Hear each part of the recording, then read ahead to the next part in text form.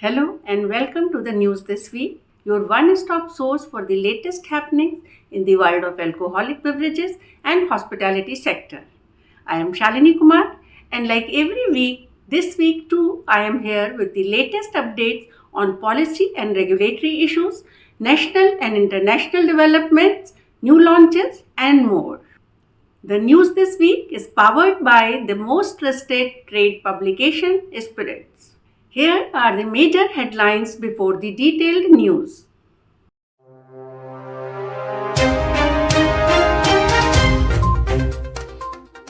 Beer sales more than doubled in West Bengal. Delhi rejects liquor license of 3 major brands. Crackdown on liquor vends in Haryana. High Court halts Tetra Pak sale in Uttarakhand. ISWAI asked for an inflation-based pricing policy. Diageo's initiative to harness renewable energy.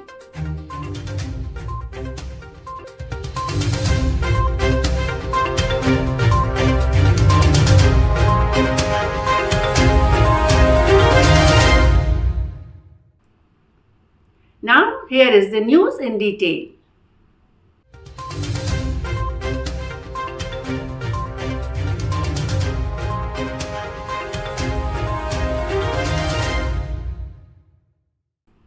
It seems people in West Bengal love to guzzle beer. Their love for beer has made a record of liquor sales of 22,000 crore rupees in the 2022-23 fiscal in the state, which is attributed to the high demand of beer in the state. Even in the 2021-22 fiscal, liquor sales in West Bengal touched a mark of 18,000 crore rupees. Beer share in spirit sales in West Bengal increased from 9% in 2021-22 fiscal to over 18% during 2022-23. The 3 liquor distribution companies, Pernod Ricard, Indo-Spirit and Brindco have got a rejection for a liquor license by the Delhi government, which cited the ongoing investigations in Delhi's excise policy and their alleged involvement in it as the reason for rejection. Some of the prominent brands which will be absent in retail stores as well as hotels and bars of Delhi till September are Glenlivet, Chivas Regal, Jameson, Jack Daniels, Jacob's Creek, Absolute Vodka, Blender's Pride, 100 Pipers, Ballantines and Royal Stag. The Excise Department of Haryana is cracking down on bars, restaurants, clubs and other businesses in Haryana which have been serving alcoholic beverages without the requisite liquor license. Around 20 such facilities in Gurugram's Sector 29, Golf Course Extension Road and Golf Course Road have been found by officials to be open for extended periods of time without a requisite license. For the government of Jammu and Kashmir, the electronic auction of 257 retail liquor vends for 2023-2024 fiscal brought in the highest ever revenue totaling over 261 crore rupees. It is also expected that 45 liquor vends would be placed up for re-auction within a week, which will lead to an increase in revenue to around 280 or 290 crore rupees, anticipating a 34% hike. The sale of 200 ml liquor Tetra Paks in Uttarakhand has been halted by the Uttarakhand High Court, which has also asked the state administration for comment as to what study or research has cleared Tetra Paks in accordance with the state's excise policy. This question came into the scene when Naresh Chandra, a resident of Champawat, filed a PIL challenging the new excise policy that permits the selling of alcohol in Tetra Paks.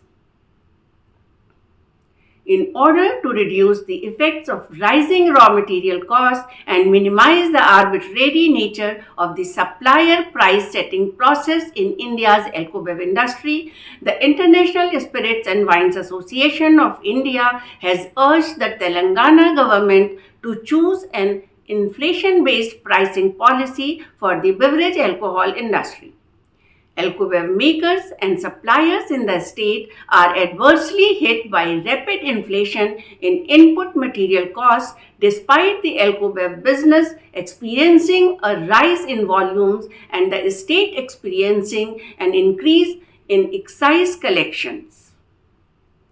Harpal Singh Cheema, the Finance, Excise and Taxation Minister of Punjab, has said that Punjab's Excise Department has taken the initiative of issuing a list of maximum retail for liquor along with a liquor permit for wedding private functions in Punjab.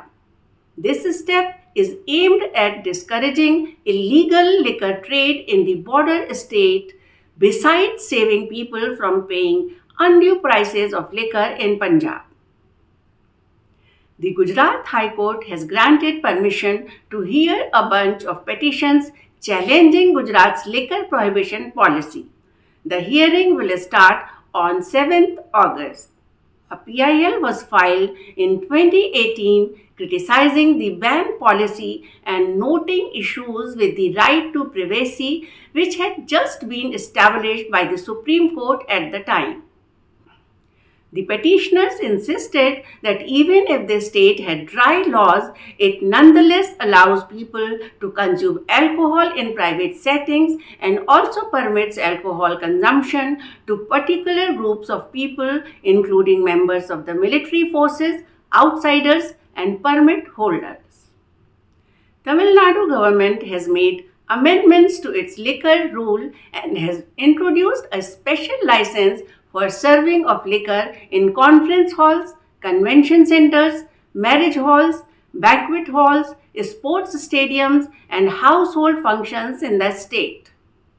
After the permission of the district collector, the Deputy Commissioner of Prohibition can grant special permission under the Act PL2N for serving of alcoholic beverages in the aforesaid public places. The Scotch Whisky Association (SWA) has launched a campaign asking the UK government to reconsider its spirits duty hike, which is being planned in August. In the UK's spring budget, Chancellor Jeremy Hunt has announced that there would be a hike in the duty of Scotch whisky and other spirits by 10.1% from August. Whereas SWA's Keep the Commitment campaign urges the UK government to uphold its 2019 pledge to review alcohol duty to ensure our tax system is supporting Scottish whisky and gin producers and protecting 42,000 jobs supported by Scotch across the UK. On this Earth Day, on 22nd April, Diageo went to switch on one of the largest private solar panel arrays in Scotland. The solar farm would provide renewable energy for the packaging site at Diageo 11, which produces more than 40 million cases of premium spirits each year, including Johnnie Walker, Gordon's, and Tanqueray. Heaven's Door Whiskey is going to open its new distillery in Pleasureville, Kentucky, which will start functioning in September. The new distillery, co-founded by Bob Dylan, is situated on a 160-acre plot located along 6 Mile Creek and has been under development since 2017. Due to consumer backlash in Sweden, Absolut Vodka's exports to Russia by Pernod Ricard have been halted. After receiving negative feedback in the country where the brand is produced, the conglomerate has decided to discontinue selling Absolut Vodka in Russia. It's now time to look at the recent launches of brands and news from the hospitality sector.